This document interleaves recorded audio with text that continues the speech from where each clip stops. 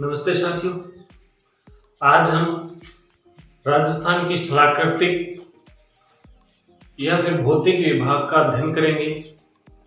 तो बात करते हैं राजस्थान की स्थलाकृतिक स्वरूप की। राजस्थान के स्थलाकृतिक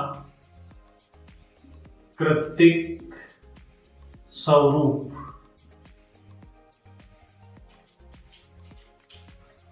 राजस्थान को मुख्य रूप से 4 स्थलाकृतिक स्वरूपों में बांटा जाता है, जिसमें से पहला है, इसको याद करने का सीधा सीधा तरीका है। देखिए, कई लोग तो क्या करते हैं, इसको क्रम से लिखते हैं 2 3 4, वो भी एक तरीका है। लेकिन अगर हम इसको एक ग्राफ के जरिए याद करने की कोशिश करें तो अच्छे से याद होगा। तो पहला आता है इसका पश्चिमी रेतीला मरुस्थल, पश्चिमी रेतीला मैदानी प्रदेश या मरुस्थलीय प्रदेश। दूसरा आता है अरावली पर्वतीय प्रदेश।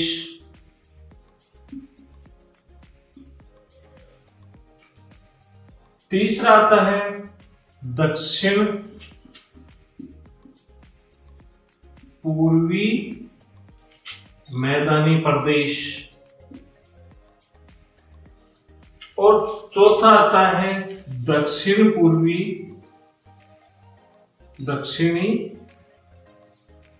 पूर्वी पठारी प्रदेश।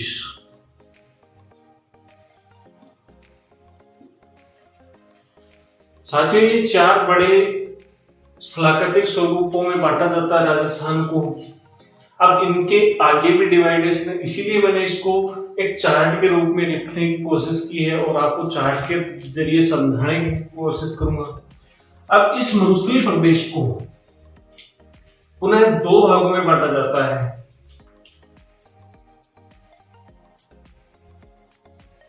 एक आता है आपका शुष्क मरुस्थलीय क्षेत्र,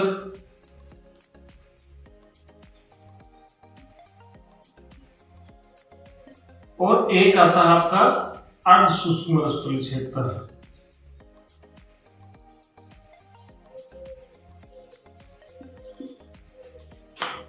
अगर हम अरावली की बात करें तो इसे पुनः 3 भागों में डिवाइड किया जाता है। पहला आता है उत्तरी अरावली प्रदेश, अरावली पर्वतीय प्रदेश। दूसरा आता है मध्यवर्ती अरावली पर्वतीय प्रदेश, और तीसरा आता है दक्षिणी अरावली प्रदेश। अगर हम दक्षिण पूर्वी मैदान की बात करें तो इसे भी 3 भागों में बांटा जाता है। इसके 3 भाग: चंबल नदी बेसिन, बनास और माही नदी बेसिन में। इसको अगर हम बांटे तो ये 2 भागों में बंटता है। एक आता है आपका विंध्यन का घाट,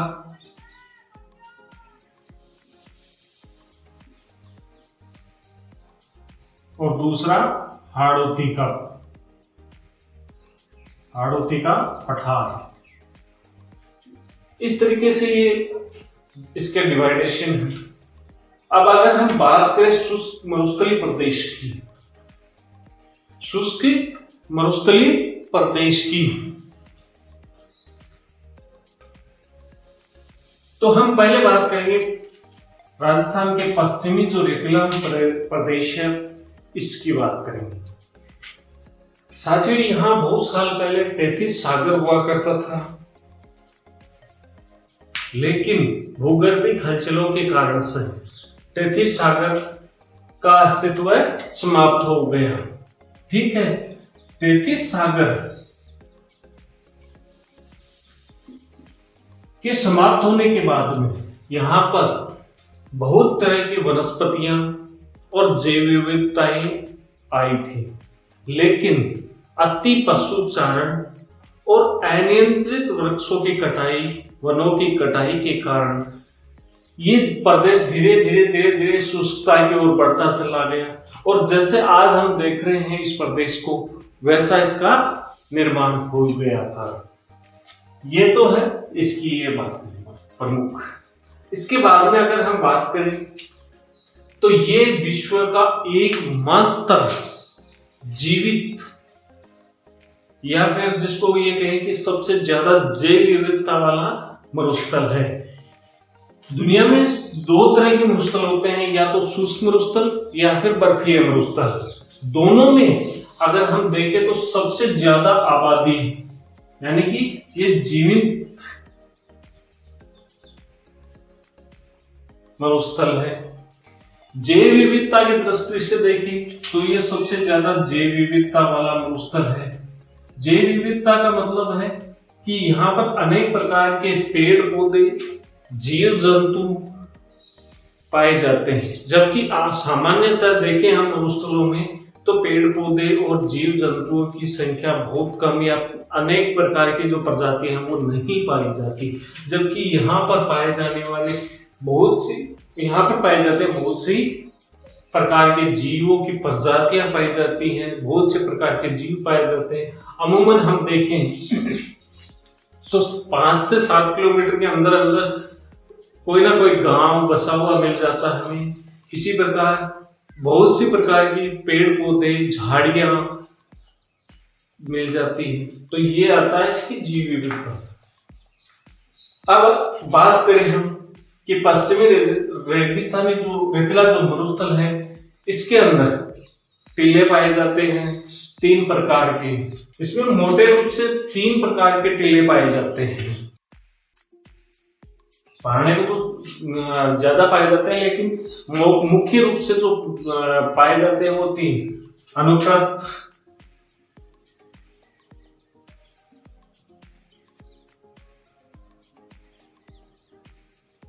अनुदैर्घ्य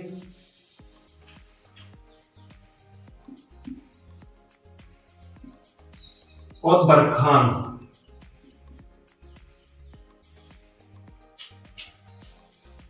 ये तीनों प्रकार के टीलों में से ये अनुप्रस्थ, अनुदैर्घ्य टीले ये मरुस्थल के विस्तार के लिए सर्वाधिक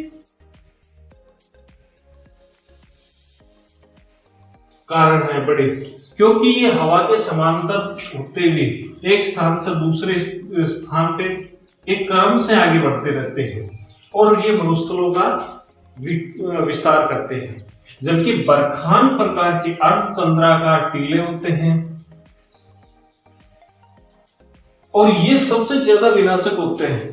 एक जगह रात में पाए जाते हैं, दूसरी जगह रात को उठ करके या तेज आंधियों के साथ दूसरी जगह बह करके चले जाते हैं, जो कि विनाश का कारण होते हैं। क्योंकि कई जो बीच में खेत या जो अच्छी किस्म की मिट्टी पाई जाती है, उसका ये हवा के कारण से अपरदन होकर के, निक्षेपण होकर के उस मिट्टी या उपजाऊ मिट्टी को भी विनाश कर देते हैं।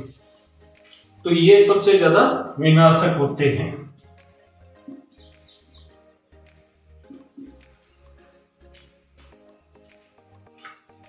अब अगर हम बात करें कि इनके बीच में कुछ झीलें वगैरह या कुछ पानी के स्रोत भी पाए जाते हैं। जैसे अगर हम बात करें रण की, कई क्षेत्रों में रण प्रकार की झीलें पाई जाती हैं। जैसे दो टीलों के बीच में वर्षा का जल एकत्रित हो जाए और ये कहलाता है रण। ठीक है। इसी प्रकार दूसरी झीलें आती है बालसन। ये बालसन झीलें क्या होती हैं कि टीलों के बीच में से पानी इकट्ठा होकर के एक जगह एकत्रित हो जाए, तो इस प्रकार की जो झीलें बनती हैं ये बालसन झीलें कहलाती हैं।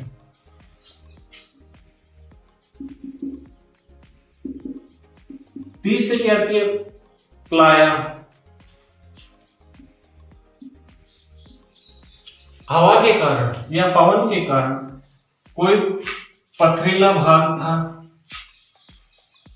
चट्टानी भाग था, और हवा के कारण से ये कट करके गहरा हो जाए और इसमें वर्षा का जल एकत्रित हो जाए, तो ये झील क्या कहलाएगी?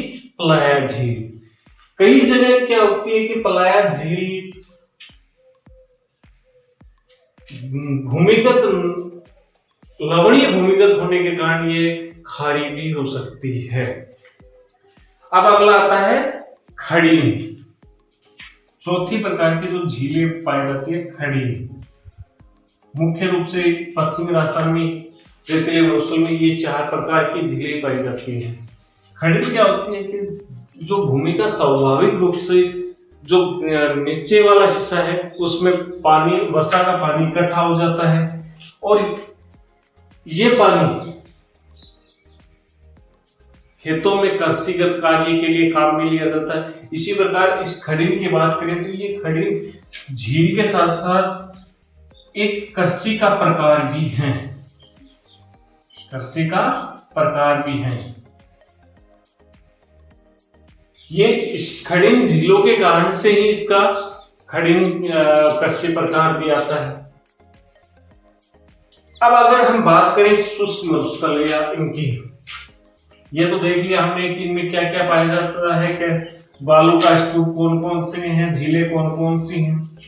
अब हम बात करें शुष्क मरुस्थलीय प्रदेश की।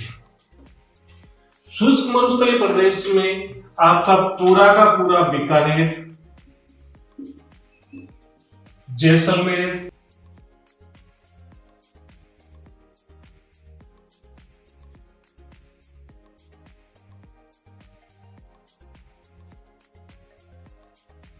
तीन चौथाई जोधपुर, आधा बाड़मेर,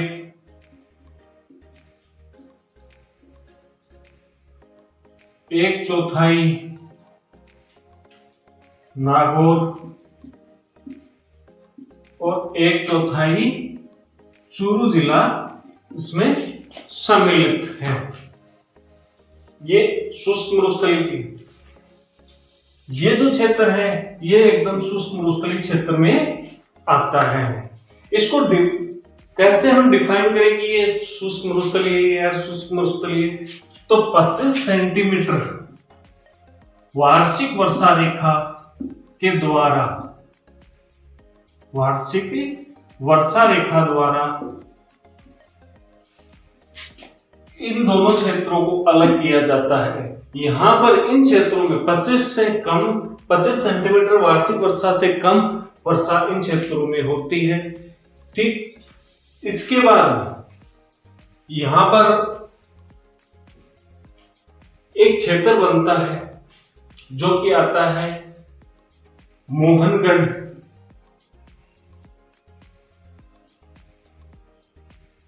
जैसलमेर का, पोखरण, जैसलमेर का, और फ्लोदी,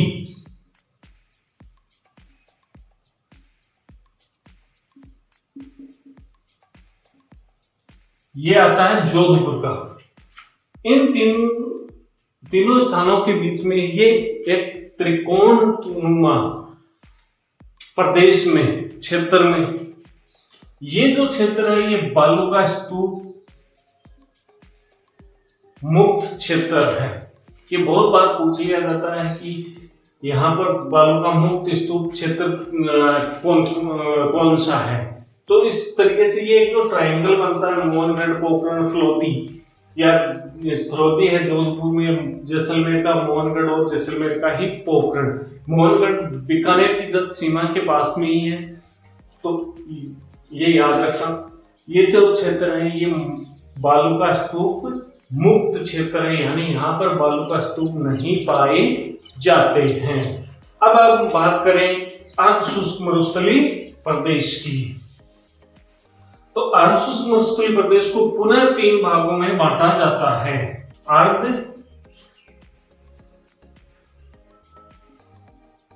शुष्क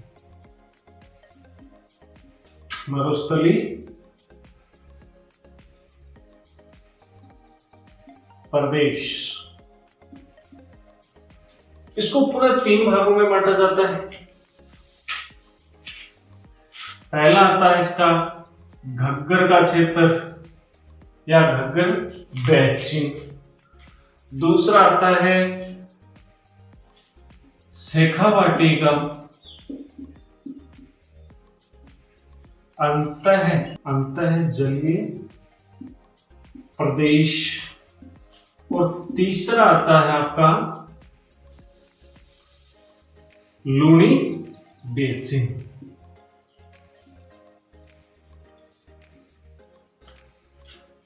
बात करें हम घग्गर प्रदेश की, शिवालिक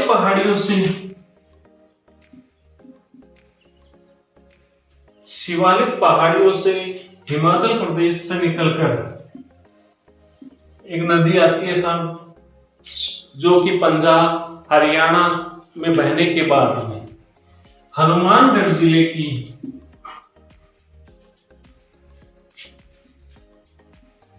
टिब्बी से राजस्थान में प्रवेश करती है। टिब्बी से में बहने के बाद में हनुमानगढ़ जिले का भटनेर दुर्ग,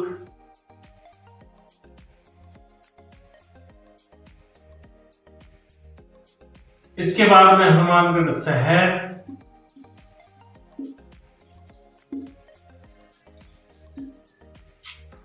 श्री गंगानगर जिले में, यहां से बाद में श्री गंगानगर जिले में श्री गंगानगर के सूरतगढ़, और सूरतगढ़ के बाद में अनूपगढ़ तहसीलों से सूरतगढ़ और अनूपगढ़ तहसीलों से बहते हुए ये पाकिस्तान में चली जाती है और पाकिस्तान में फोर्ट अब्बास नामक स्थान पर चली जाती है। लेकिन अगर आज हम धरातल पर देखें तो ये घग्गर जो नदी है ये बहुत ज्यादा शिवालिक पहाड़ियों में बरसात होने के बाद में अगर आती है तो मैक्सिमम ये हरियाणा तक या कुछ हिस्सा राजस्थान के हनुमानगढ़ तक आ सकती है, इससे ज्यादा नहीं आती है। एक महत्वपूर्ण नदी है साहब, कागजों की सजावट है। वैसे सरस्वती जो प्राचीन नदी वैदिक कालीन नदी थी इसको अवशेष माना जाता है कि घग्गर नदी ही प्राचीन काल की सरस्वती नदी थी। ठीक है सर, ये इसके अंदर आते हैं। अब आता है साहब शेखावाटी का अंतर्जलीय प्रदेश। यहां पर जो इस प्रदेश में जो क्षेत्र पाए जाते हैं, चूरू 3/4 भाग चूरू का, झुंझुनू सीकर और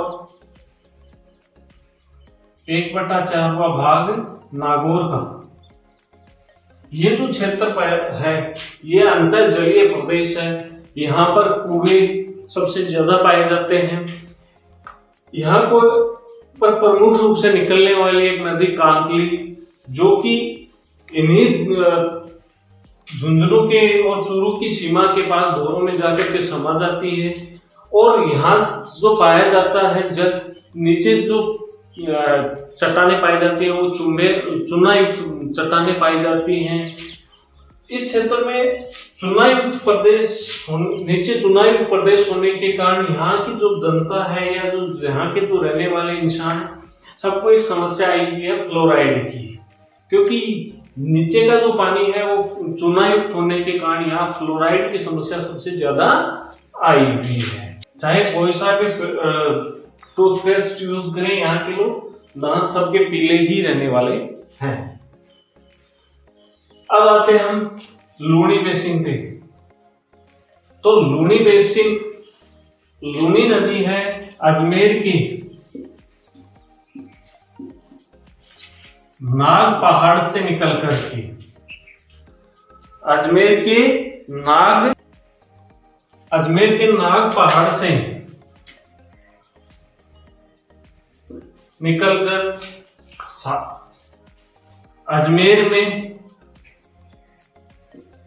अजमेर से नागौर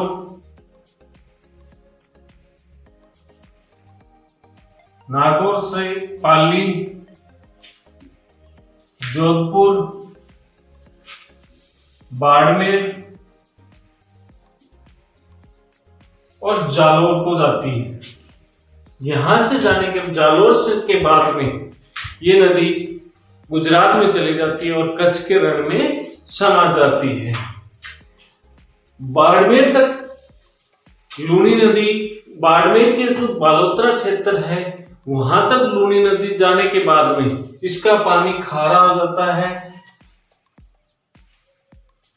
ठीक है, ये इसके मुख्य स्थलीय प्रदेश थे। Thank you. बाकी बातें नेक्स्ट क्लास में। चैनल को सब्सक्राइब कीजिएगा। कोई भी पर्सन हो तो कमेंट करके जरूर पूछिएगा। Thank you.